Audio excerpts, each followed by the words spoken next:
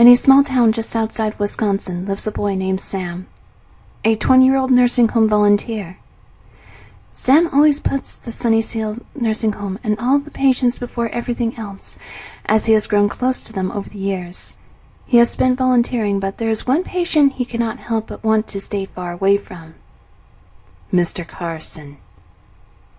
An elderly man with his legs cut off just below the knee. Carson never talks about how he got that way. Actually, he never really talks at all.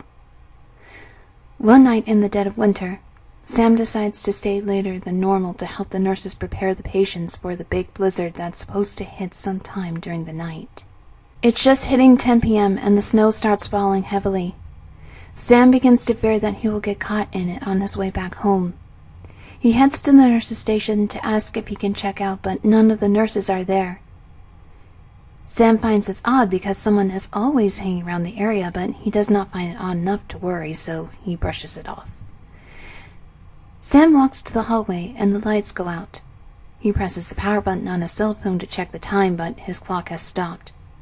He texts his roommate Ian to ask if they still have power, but he is shortly interrupted by a screeching cackle. Sam turns his flashlight on and aims it at the end of the hall, where he finds Mr. Carson sitting in his wheelchair staring blankly at the wall, laughing at nothing. To avoid getting caught, Sam backs up quietly and slowly tries to get out of the hall as fast as possible, but he walks back first into a plant and catches Carson's attention. Carson stops laughing and starts wheeling closer to Sam.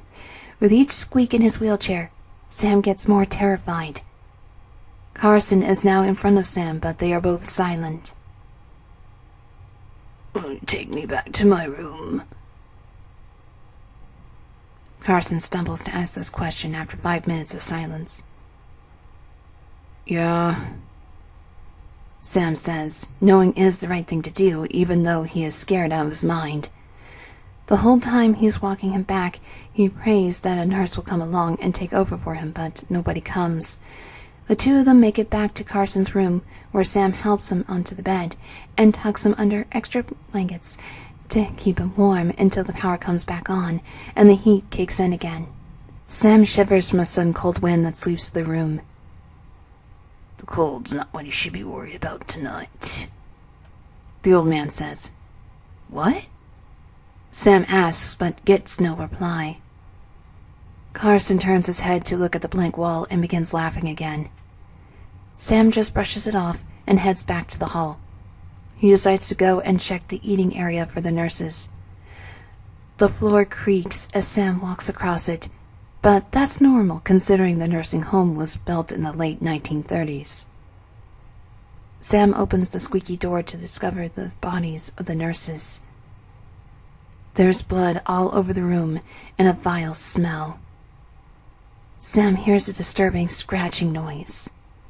Curious, he shines his light in the corner where he finds a patient, Mrs. Roberts, sitting on the floor scratching at the wall. Mrs. Roberts? Sam calls out. She turns her head around without moving a single muscle in her whole body. She is covered in the blood of the nurses. Sam quickly backs out of the room and begins running down the hall, where he trips over the bloody body of the receptionist. Sam gasps in fear as his favorite patient, Mrs. Rosemary, is chewing the flesh off the receptionist's legs. He crawls over to the closed door and goes inside the room. Inside, he leans his back against the closed door and begins to catch his breath. What Sam sees next horrifies him so much that the hairs on the back of his neck stand straight up. His arms cover themselves with goosebumps, and his heart drops to his stomach. He sees Mr. Carson's shadow, but the old man is nowhere in sight. The shadow has legs and is rocking in a chair. Sam lets out a whimper, and the chair stops rocking. The shadow stands and begins walking towards Sam. Sam cries to himself, thinking, "This is it," but before the shadow gets too close, it vanishes. Sam runs out of the room and past Mrs. Rosemary, who is still eating the receptionist. He runs to the door, but the door is locked. He turns around in panic only to find that all the nursing home patients are surrounding him, groaning like zombies. He grabs the phone off the reception desk and throws it through the glass door and runs out. Sam does not stop running even for a second until he makes it to the police station, where he explains everything to the sheriff's deputy. Where'd you say this happened? The deputy asks. Sunnysea Nursing Home, Sam replies. That's not possible. That nursing home has been closed for years. How'd you even get there? The deputy is confused. Sam starts to yell and tell her she is wrong, but then he stops mid-sentence when he notes a photograph of Mr. Carson on the back of an army truck in a sunny desert hanging on the police station wall, honoring fallen soldiers. Sam gets closer to the photo, only to notice that something was off. The old man had no shadow in this photo.